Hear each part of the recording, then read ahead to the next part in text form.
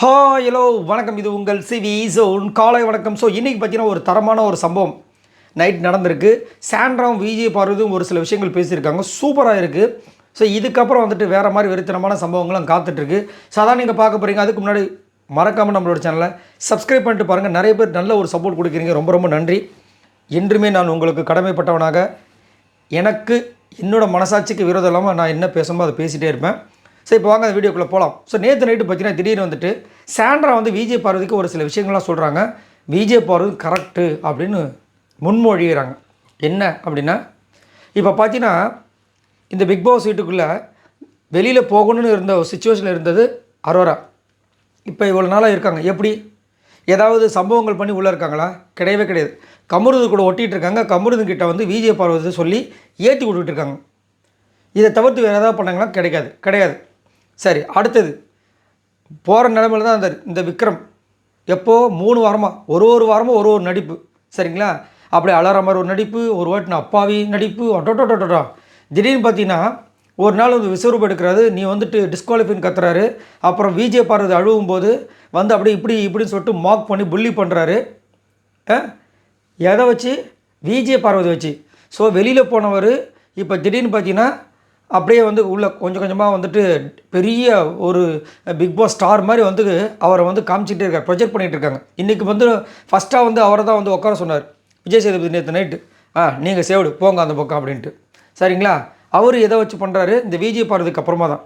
அதே மாதிரி வேறு யார்? கமருதீன் பார்த்தீங்கன்னா ஒரு பக்கம் வந்து லபாலபான்னு கத்திக்கிட்டு திவாகர் கூட சண்டையெல்லாம் போட்டு உருண்டை ஸ்டாரு. ஞாபகம் இருக்குங்களா எவ்வளோ விஷயங்கள்? எப்போ வந்து அவர் வந்து வெளியே திரும்ப ஆரம்பித்தார்னா, இந்த விஜய் பார்வதி கூட நெகட்டிவாக தான் 2 பேருமே வந்துட்டு இதுவானாங்க. அதுக்கப்புறம் எப்போ பாசிட்டிவாக மாறிச்சு அப்படின்னா, 2 பேருமே ஒரு அண்டர்ஸ்டாண்டிங், ஒரு மியூச்சுவல் இது வந்ததுக்கப்புறமா கொஞ்சம் சூப்பராக கரெக்டாக போயிட்டு இருந்தாங்க. திடீர்னு பார்த்தீங்கன்னா இந்த வயல் கார்டுக்கு அப்புறமா அவங்களோட விஷயங்கள் கொஞ்சம் நல்லாவே போச்சு, சூப்பராக போச்சு. திடீர்னு பார்த்தீங்கன்னா இந்த அரோரா உள்ள என்ட்ரி கொடுக்குறாங்க, அப்படியே ஒரு கட்டு கொடுக்குறாரு, அப்படியே போகுது. இதில் நம்ம சப்ஸ்கிரைபர் ஒரு கமெண்ட் வர கொடுத்துருந்தாங்க. என்ன, அரோரா கிட்ட முன்னாடியே வந்து பேசியிருக்கார் போல இருக்குது கமருதீன். காலையில் வந்துட்டுனது ஃபஸ்ட்டு ஷிஃப்ட் வந்துட்டு அரோராவான், 2வது ஷிஃப்ட் வந்துட்டு விஜய் பார்வதியாம். அப்படிலாம் பண்ணக்கூடாதா அப்படின்னு பேசியிருக்காங்க துஷார் இருக்கும்போது. அந்த டைமே ஒரு பிளான் பண்ணி தான் வந்திருக்கார் போல. யார்? நம்ம கமருதீன். சரி, இப்போ இந்த மாதிரி ஒன்று போயிட்டுருக்கு. இப்போது இதெல்லாம் வந்து மையமாக இருக்கிறது யார்? அரோராவுக்கு, கமருதீனுக்கு, விக்ரமுக்கு, கனிக்கு, எஃப்ஜேக்கு. நல்லா நோட் பண்ணி பாருங்க. ஒரே ஒரு மையப்புள்ளி விஜய் பார்வதி மட்டும்தான். இவங்க எல்லாருமே வந்துட்டு யாரை வச்சு பிழைக்கிறாங்க அப்படின்னா விஜய் பார்வதி வச்சு தான். இப்போ விஜய் பார்வதி அப்படின்ற ஒரு விஷயம் இல்லைன்னா இவங்க எதுவுமே பேசுறதுக்கு அங்கே கண்டென்ட்டே இல்லை.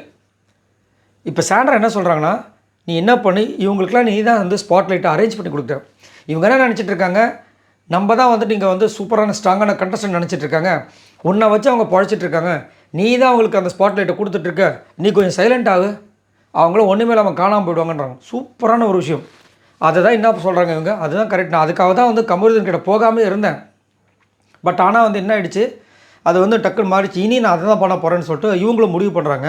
ஸோ இந்த மாதிரி இவங்க வந்து தவிர்த்துட்டாங்க வச்சுக்கோங்க. ஆக்சுவலாக தவிர்த்து தான் இருக்காங்க, கண்டுக்கவே கூடாதுன்றாங்க அவங்க. அதாவது எங்கள் ஊர்லலாம் சொல்லுவாங்க, நாயை பார்த்தா நல்லப்பா, பேயை பார்த்தா பெரியப்பான்னு சொல்லி பழகு, அப்போ எந்த பிரச்சனையும் வராது அப்படின்வாங்க.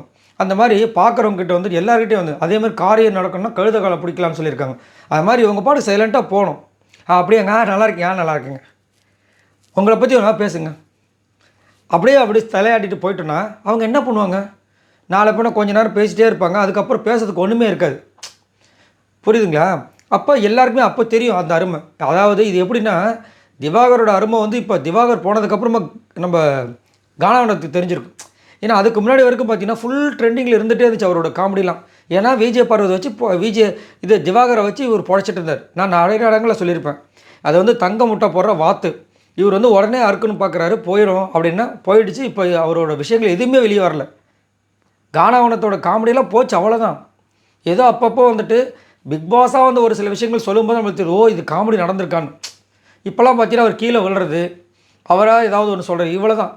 ஆனால் அவர் இருக்கும்போது, திவாகர் இருக்கும்போது, புரியுதுங்களா இது? ஸோ எல்லாருமே ஒருத்தரை வச்சு ஒருத்தர் புடைக்கிறாங்க. ஆனால் என்ன சொல்லிக்கிறாங்க, நான் தான் இங்கே வந்துட்டு என்னால் தான் இதுக்கு முழுக்க காரணம் நான் தான் நம்ம பெருமை பீத்திக்கிறாங்க. இன்னொருத்தங்களால் தான் நீங்கள் வந்திருக்கீங்கிறத முதல்ல யோசிக்கணும். அதுதான் இங்கே வந்துட்டு என்ன பண்ண போகிறாங்க. இப்போ எப்படி திவாகர் போனவொடனே இவர் காலி, இவர் அமுங்கினாரோ அதே மாதிரி இப்போது விஜய் பருவ இவங்களாம் கண்டுக்காமல் இருக்க போகிறாங்க இனிமேல். ஸோ இவங்களுக்குலாம் சரியான ஒரு ஆப்பு காத்துட்ருக்கு.